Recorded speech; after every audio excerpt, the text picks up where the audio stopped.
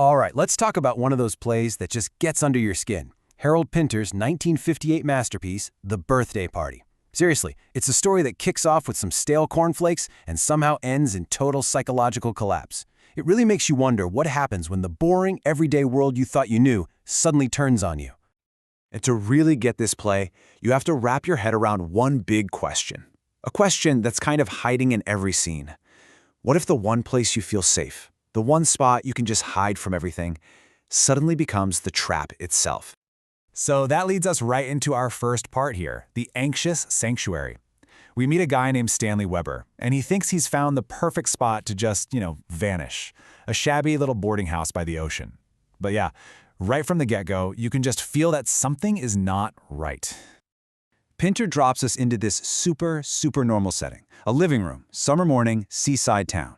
We meet the owners, Meg and Petey, and their conversation, it's just the same things over and over again, totally circular. It gives you this really heavy feeling like time is stuck on a loop here. Nothing moves forward, it just repeats. And this is classic Pinter. The dialogue looks so simple, right? But if you listen, really listen to the rhythm. It's just this drone, this flat, predictable back and forth about nothing. And that's what's so creepy about it. It feels like they're just talking to avoid the silence, and you start to wonder what's hiding in that silence. Okay, so into this weird, static world walks our main guy, Stanley. He's pushing 40, but his landlady, Meg, she treats him like a little kid. She wakes him up, nags him about his breakfast. She's got this smothering, almost suffocating mom vibe that he just can't stand. He's basically a man-child, completely stuck. And Stanley, man, this guy is a walking contradiction. He's jumpy and paranoid, but he also drops these hints about a past that was, violently ripped away from him. He talks about this one concert he gave, like it was his big break, and then, bam, he says, they carved me up. You just know he's on the run from something, but we have no idea what. And Pinter, he is not going to tell us. Which, of course, brings us to our next section, the unwanted visitors. Because whatever Stanley's running from, well, it's about to show up on his doorstep and just blow his whole world apart. And it all kicks off with this totally innocent little line from Meg. 2 gentlemen are coming. For anyone else, it's no big deal. Just more business, right? But for Stanley, this is basically the end of the world. And right here, you see just how far apart their worlds are. Meg is so proud, saying, "This house is on the list." For her, it's like, "See, we're important." But for Stanley, it's like a security alarm going off.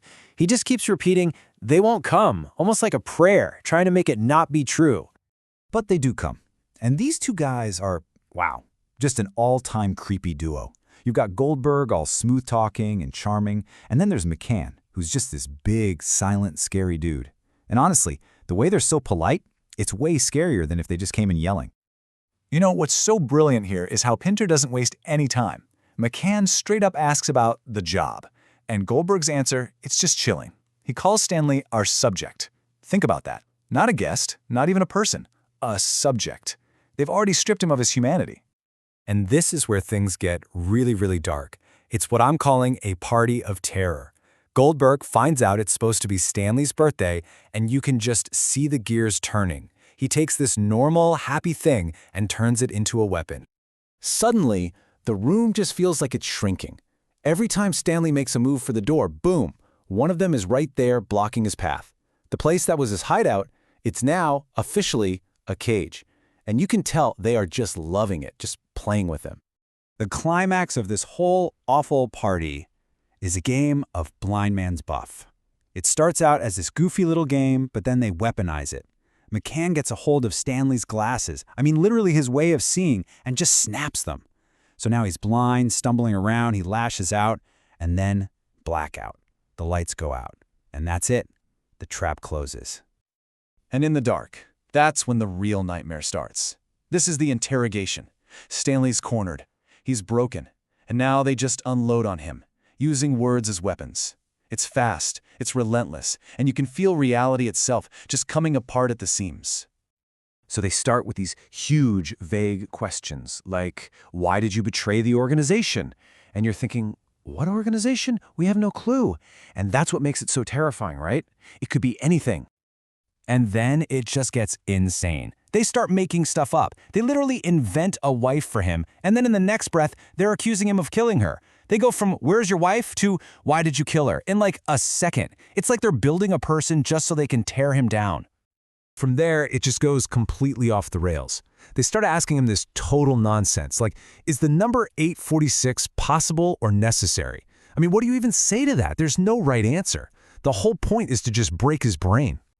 And then, for the grand finale of crazy, they hit him with, "Why did the chicken cross the road?"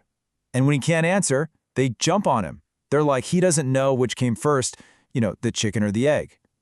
At this point, words don't mean anything anymore. They've taken everything away from him. So, after all that, what's left? Well, that brings us to the final, absolutely chilling part. The man who was. Because the Stanley we met at the beginning, the angry, sarcastic guy, he's just gone. The change is just, whoa. It's shocking. They bring him downstairs, and he's not in his grubby PJs anymore. No, he's clean-shaven, in a proper suit. He looks like a parcel, all wrapped up and ready to go. But the truly awful part? He can't speak. He's just standing there, holding his broken glasses, totally silent. And then they start making all these promises to him, to this empty shell of a man. They say he'll be a success, that he'll be integrated. But listen to this. They promise him a crash helmet, baby powder, a stomach pump. It's this bizarre, horrifying list. It's not care. It's total control. And Stanley's response to all these promises of a great new life? It's just noises. He tries to talk, but he can't. Just these awful animal sounds come out. It's like they've literally cut his voice, his identity, right out of him. And that's it. They lead him out to a big car and drive away. We never get the answers. We never know who they really were. And that, of course, is the whole point. The play just leaves you hanging with this one final, terrifying question. And it's not just about Stanley. It's about all of us. What happens when your past, whatever it is, finally shows up to collect?